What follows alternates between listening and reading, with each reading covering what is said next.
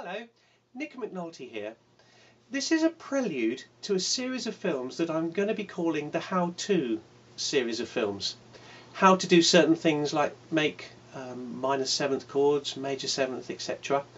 But you have to know what this jargon means, and this is hopefully going to explain that as I'm going along.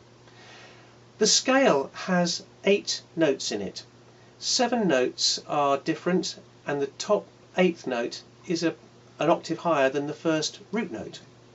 Here are 7 notes. And then the top root note, same as the octave below. These are very important in how they are all used with each other. A chord is made up of the first, the third and the 5th notes of a scale. But you can add notes like the 4th note, 2, 3, 4, and the 5th is already there. The 6th note can be added, the 7th, and therefore you get your chord when you have the 8th note. How these relate also works in chords themselves. So if you have a G chord, you have G, A, B, C, D, E, F sharp, G. G, A minor, B minor, C, D, E minor, F sharp diminished, resolving to a G.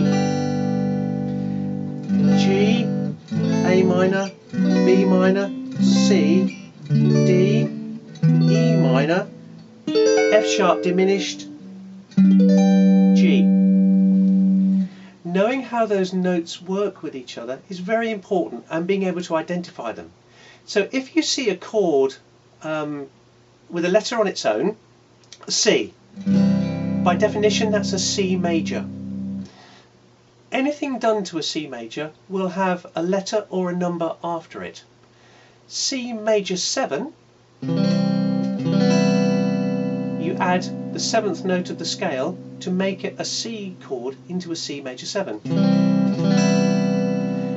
If it's a minor chord, you're taking the 3rd note of the scale and reducing it by half a tone. So here's an A major, the 3rd note of the scale, you reduce it by half a tone to make it a minor. An A minor 7th, you add the 7th note of the scale to increase the scope of the chord even further. A very clever one, which has been used by Ed Sheeran just recently, and I've got to think about this. It's an E minor 7th suspended 4, and he uses that in Castle on the Hill.